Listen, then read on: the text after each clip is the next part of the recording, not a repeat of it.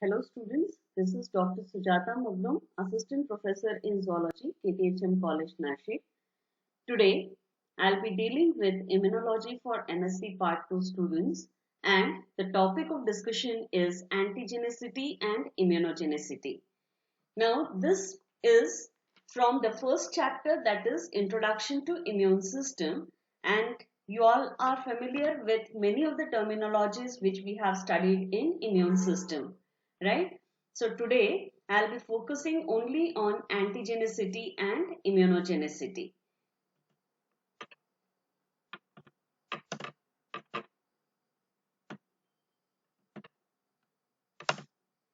You know that antigenicity refers to the ability to combine specifically the antibodies and or cell-mediated receptors. Now, what does this mean? It means that suppose there is some antigens which are present into the body. Antigen, you all know, are the foreign particles which are specific molecules and have the ability to interact with immunoglobulin receptors of B cells or the T cells as such, and they result into formation of a complex. Now, this ability of the antigen to combine with either the antibodies or the T cell is defined as antigenicity. Likewise, immunogens we have already studied in the previous lectures are the substances which has the ability to induce the immune response, right? These are the small molecular weight molecules. Now, these immunogens, they have the capacity to generate immunogenicity, and hence we can define immunogenicity as the ability to induce an antibody or cell mediated immune response into the host cell. Say for example, if I consider the B cells, now these B cells in presence of antigen, suppose the antigen happens to be of low molecular weight, so I am calling it as an immunogen. So the immunogen will react with the B cells, and therefore there will be some transformation seen with reference to B cell getting converted either into the memory cells or the effector cells. Now memory cells, as you know, they will be seen into circulation, whereas the effector cells, they get converted into the plasma cells, and these plasma cells in response against the antigen will start synthesizing a specific type of antibody. Likewise, the T cells, when they come across immunogens, then they also get transformed, or you can say proliferate into the memory cells and the effector cells. Memory cells, once again, they are seen in circulation, likewise of B cells, whereas the effector cells, they get converted into the T helper cells or T cytotoxic cells, right? So this helps in. So what is the basic difference between antigenicity and immunogenicity? Immunogenicity can trigger a response, whereas the amount of response which is generated in presence of an antibody by an antigen is called as an antigenicity. Therefore, this is an ability to combine specifically with antibody, whereas immunogenicity is the capacity to induce an antibody or synthesis or a cell mediated immune response generation, right? Now, let us see what are the different factors which are concerned with development of immunogenicity. There are two important components under which we will be understanding these immunogenicity factors affecting the immunogenicity development. The first one is intrinsic factors and the second one is the biological factors. Again, in intrinsic factors, there are subtopics like foreignness, molecular size of the immunogen, chemical composition and its heterogeneity, and the susceptibility to antigen processing and presentation. These are all the intrinsic property of an immunogen which enable it to develop an immunogenic response. Therefore, it can lead to development of immunogenicity, or it shows immunogenicity, we can say. Likewise, the biological system which holds the genotype of the recipient or the immunogen dosage, its route of administration, and the adjuvants, they play a very important role in defining an immunogenicity by an immunogen. Now let us begin with the first intrinsic factor, that is foreignness. So what is foreignness? Foreignness, the word itself gives you the meaning which indicate not belonging to self, which is something not ours. It has been seen entering into our body through the external sources, and therefore we can say it as a foreignness. Now here we have to understand that if there is differences seen between the two species, then we can say the species, they are totally foreign to one another. They are not at all related to one another, and hence in such condition we can say that there will be greater foreignness. Now in terms of biology, if I want to define this, what I can say, that the two species which we are considering, they are distantly related. Say for example, there is correlation between the fish as well as that in case of man, but there is distant relationship between the fish and the man. So this phylogenetic differences which is being seen between the two species is defining the foreignness, and this plays an important role in defining the immunogenicity within the organism. There are certain exceptions now, like collagen and cytochrome C. Collagen, you know, is the connective tissue. So this macromolecule is an exception. How does this or what does it mean? It means that even if they are because what I can say, because these collagen and cytochrome, they are having less course of development, because these are conserved macromolecules, there is not much difference seen into the variations between the collagen and the cytochrome C, and in this condition the foreignness is least, whereas the corneal tissue as well as sperm, it shows varied, or it shows a large phylogenetic distance even between the same species, and therefore when corneal tissue and sperm, if it is injected into the self organism also from where it has been originated, they function as an immunogen, even though these are self component, right? Because these are showing variation during the course of evolution, whereas the collagen and cytochrome, they are conserved species. Now the second interesting point is the molecular size. There is very much interesting fact and in understanding the correlation between the size of the macromolecule and immunogenicity.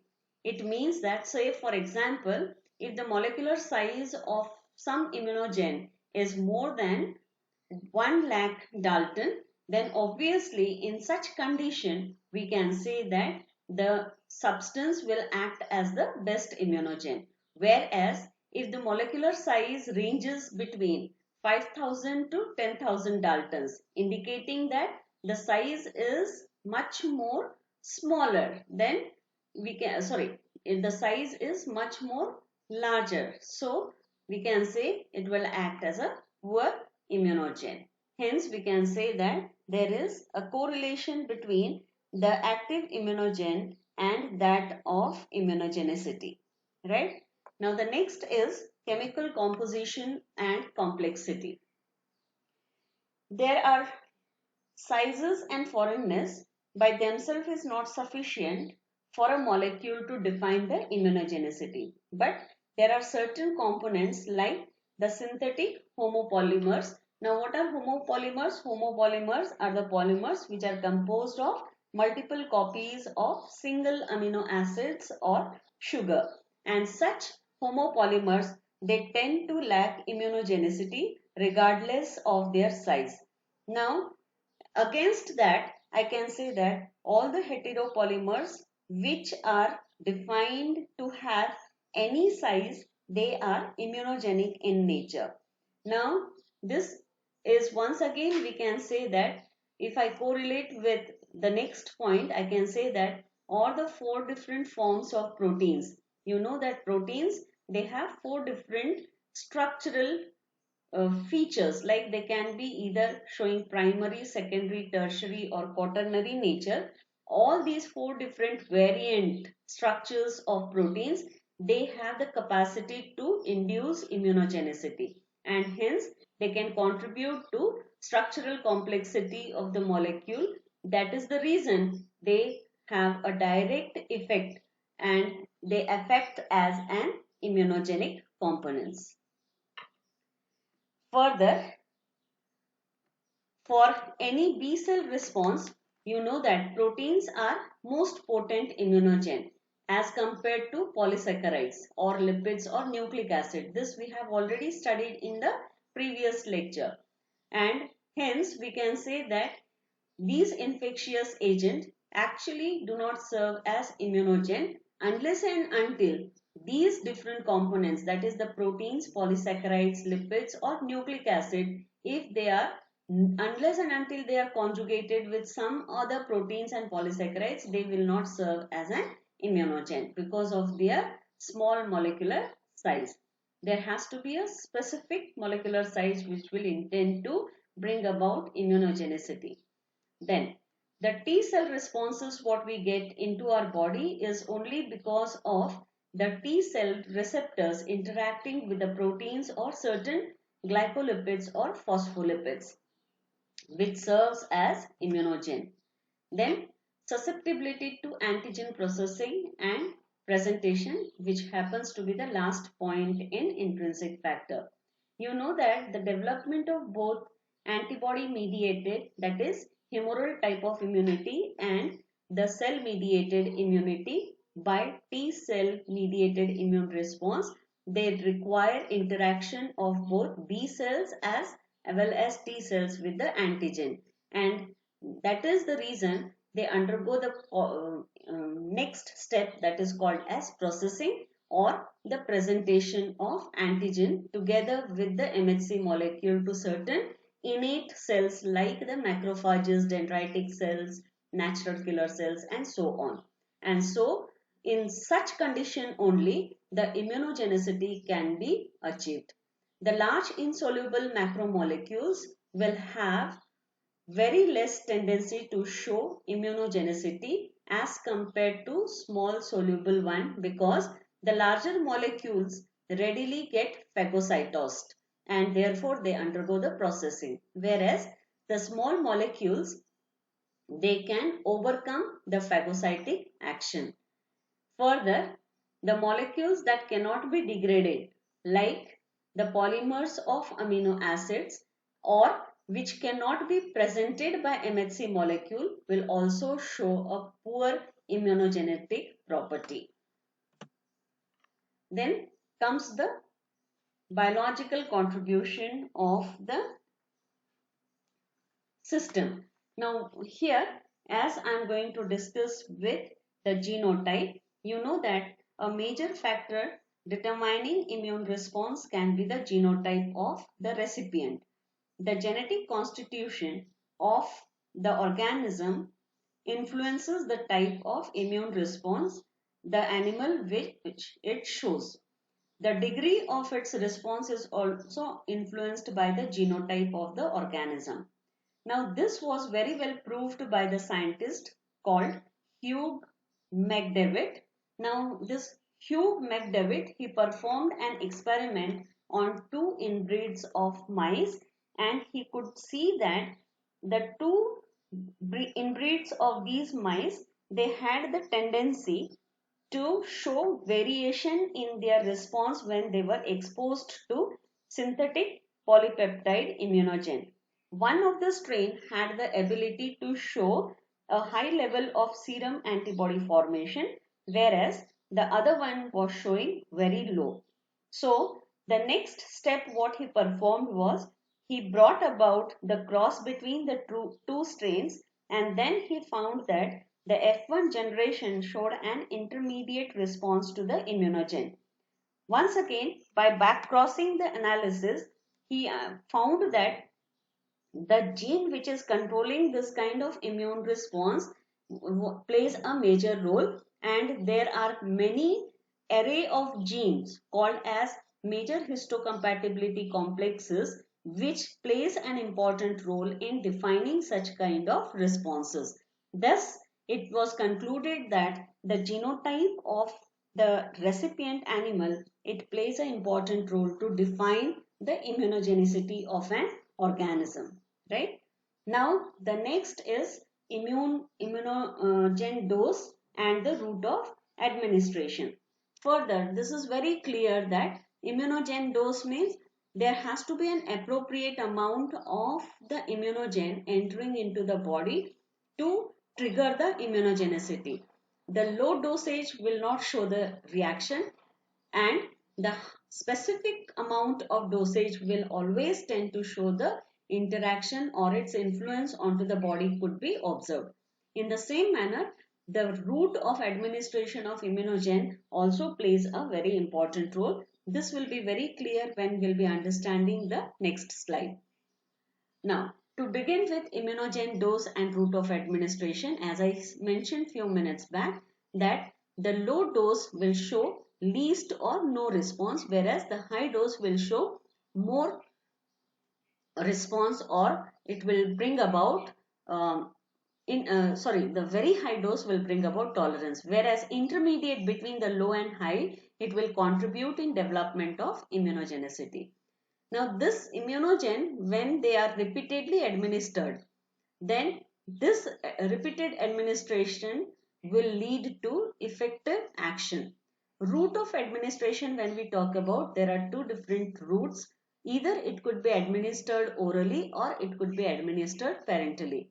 Parenterally refers to intravenous, intradermal, subcutaneous, submuscular, or intraperitoneal. Now, what is intravenous? Intravenous is when it is injected into the vein. Intradermal means when it is injected into the skin. Subcutaneous means when the injection is beneath the skin. Intramuscular when it is introduced into the muscle, or intraperitoneal when the immunogen is subjected into the peritoneal cavity. So these different doses, these different ways of administration are defined as the route of administration, which plays a major role in showing the immunogenicity.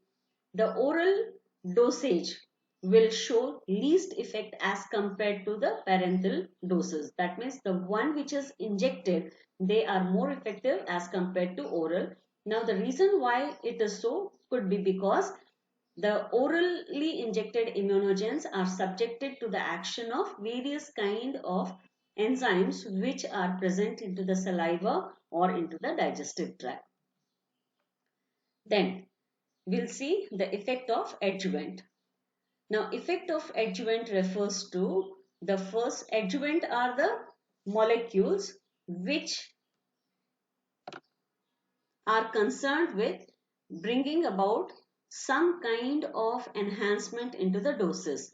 So these adjuvant, they play an important role because they enable the antigen persistence for a longer time. Slower release of antigen at the injection site is been seen with the effect of adjuvant. Say for example alum. These adjuvant, they act as co-stimulatory signal.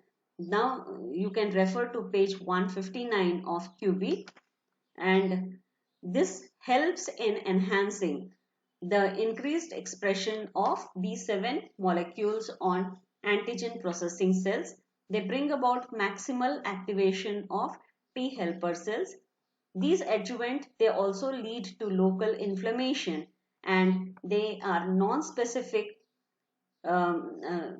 they lead to non-specific proliferation of lymphocyte and help in formation of defense or against the macrophage-rich masses of cells which are called as granuloma. There are two different types of adjuvant, incomplete and complete. Incomplete Franz adjuvant IFA, complete Franz adjuvant which is called as CFA. Now, what are adjuvant? Adjuvant is actually a Latin word which comes from adjuvare, which means to help. Now, these are the substances when mixed with an antigen and injected into the body will enhance the immunogenicity. That is what I said. Now, what is its main function? These help in bringing about the actions which we discussed just now. Thank you. Thank you so much.